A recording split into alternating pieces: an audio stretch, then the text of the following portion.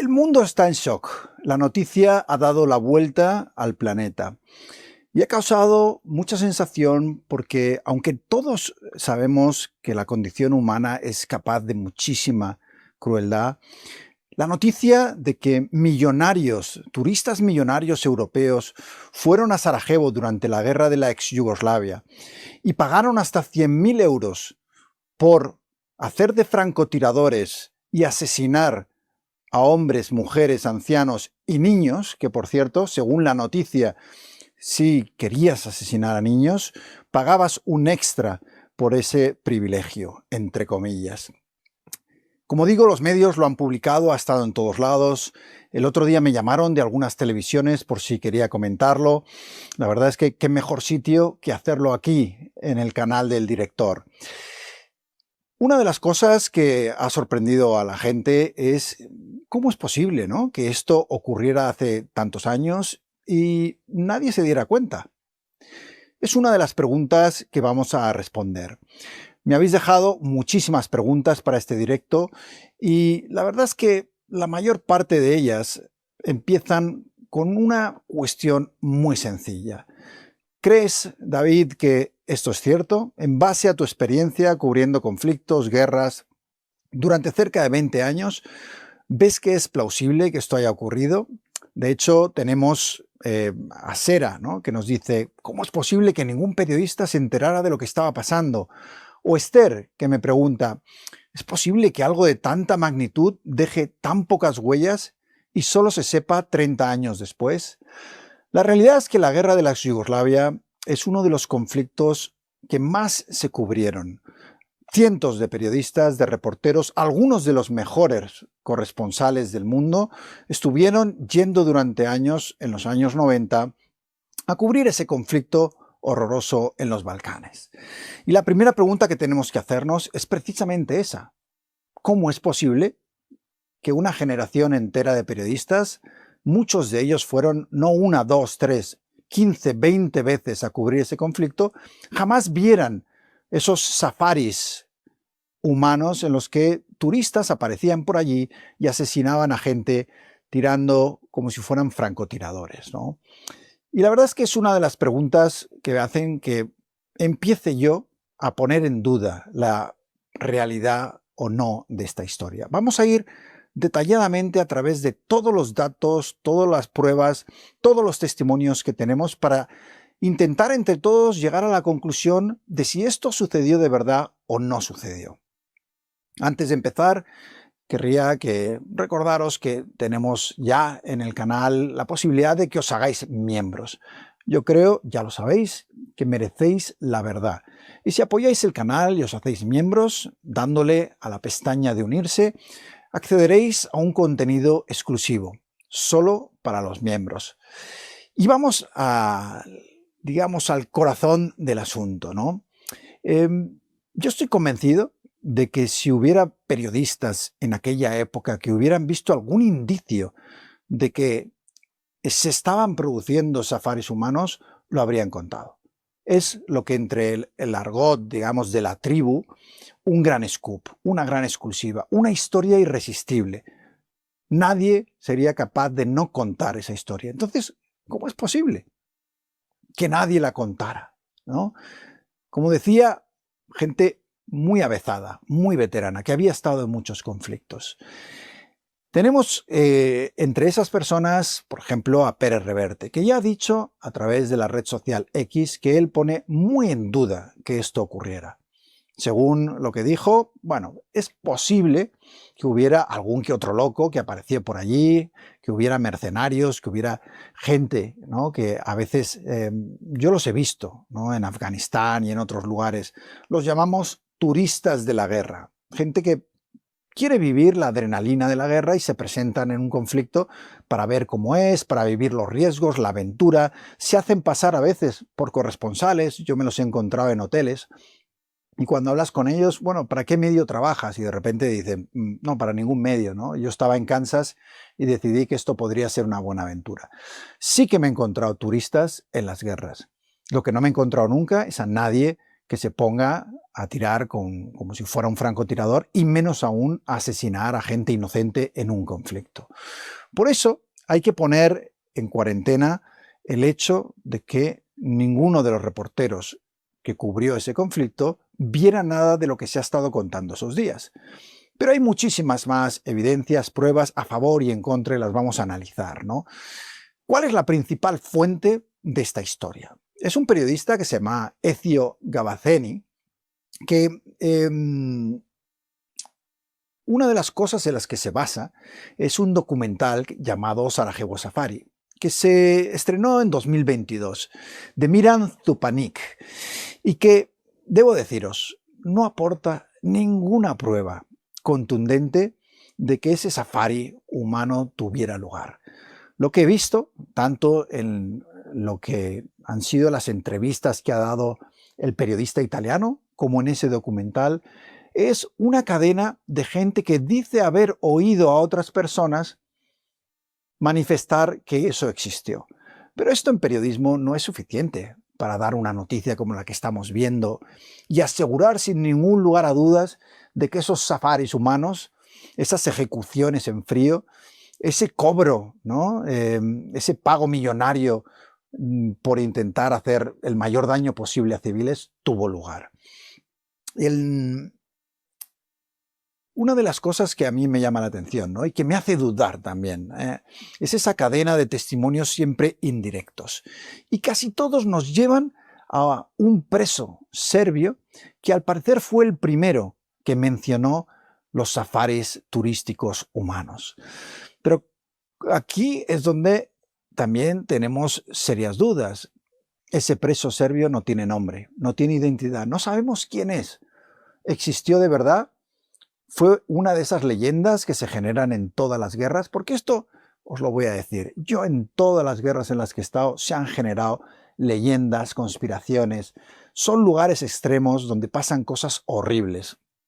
Y luego vamos a hablar de ellas, porque es verdad que yo he visto cosas terribles en las guerras, aunque nada parecido a lo que ha salido estos días con los safaris humanos.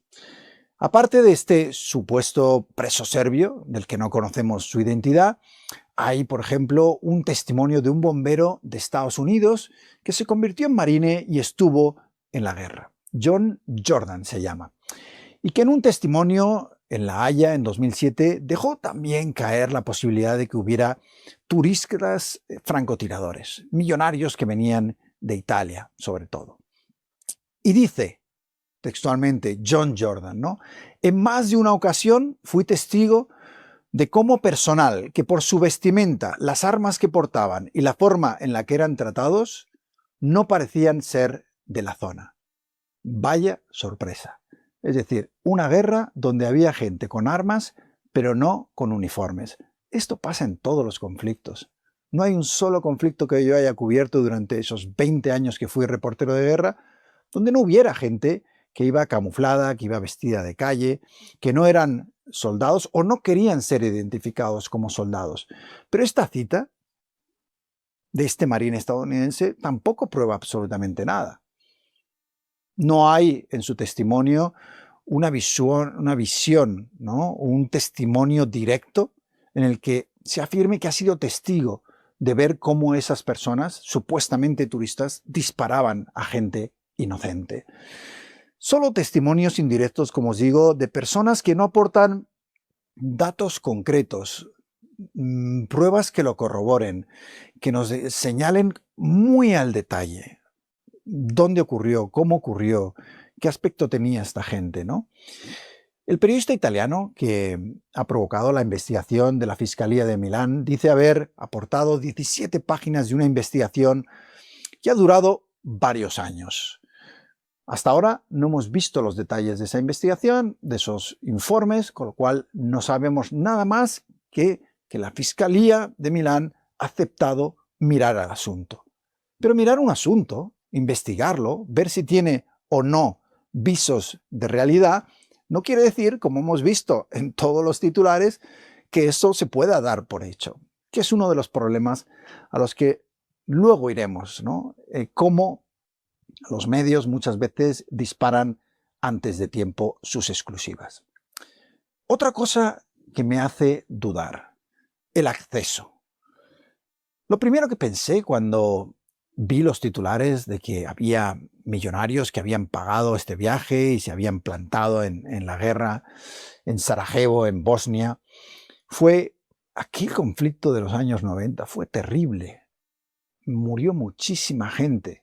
140 periodistas murieron cubriendo la guerra en la ex Yugoslavia. Y se me quiere hacer creer que de repente, en mitad de una ciudad totalmente sitiada, donde era difícil moverse sin jugarte la vida, en ese ambiente bélico, aparecían turistas, se colocaban en los montes o en las azoteas y se ponían libremente a disparar a la gente. Me parece que es muy difícil de creer, sinceramente, porque en las guerras a uno lo matan. Y si es inexperto en guerras, como es el caso de estos turistas millonarios, todavía tienes más posibilidades de que te maten. Pero aún hay más. También se pretende que creamos que estos turistas millonarios eran expertos francotiradores. La realidad es que para disparar un rifle y darle a alguien a cientos de metros, o a decenas de metros incluso, hay que estar muy preparado. Normalmente son militares de la élite, que han entrenado muchísimo para llegar a tener esa puntería y para manejar de esa manera esos rifles a distancia. Pero no, aquí nos cuentan que estos turistas llegaban allí, se apostaban en un monte y desde la distancia, en lo que se conoce como la Avenida de los Francotiradores, por ejemplo, donde hubo muchas muertes, mujeres que iban a comprar el pan, niños, ancianos, que lo único que hacían era ir a por comida cuando la ciudad de Sarajevo estaba sitiada, muchos, es cierto, morían. Y de hecho en el documental que en el 2022 habla por primera vez abiertamente de estos safaris humanos, se describe cosas que son realidad. Por ejemplo, esas muertes.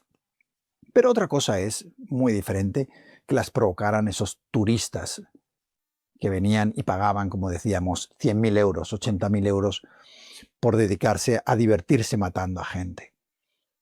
Y como digo, la condición humana es capaz, y todos lo sabemos, de cosas terribles. Pero aquí estamos analizando datos, estamos intentando poner sentido común a una noticia que, por ahora, como estáis viendo, tiene algunas que otras grietas.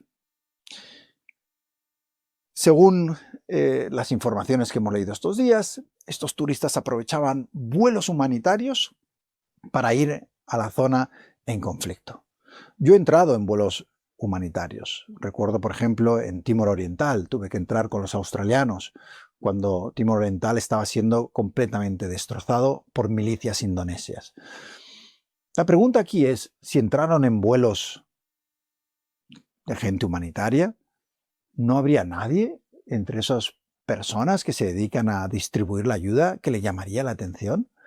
Por una razón, en las guerras, en los desastres naturales en los que yo he estado, normalmente los vuelos humanitarios no se lleva a nadie que no sea estrictamente necesario. La razón es muy sencilla. Necesitas todo el espacio que hay en el helicóptero o en el avión para llevar la ayuda.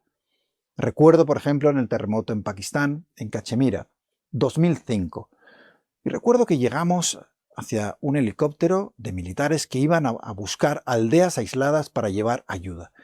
Y un coronel, que entusiasmado con que aparecieran de repente 2, 3 periodistas que éramos y quisieran hacer el vuelo con ellos, lo cual era una publicidad estupenda para el ejército pakistaní, nos ofrecieron a subir en el helicóptero e ir con ellos. ¿Qué ocurrió entonces?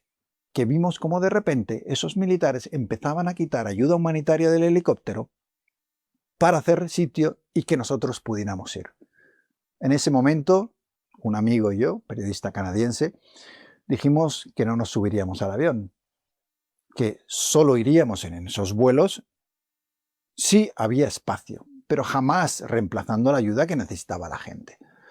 De nuevo, ¿dónde están los testigos de esos vuelos humanitarios que pudieran corroborar todo lo que hemos leído estos días? La gente que trabaja en ayuda humanitaria es probablemente de las más entrevistadas por los periodistas.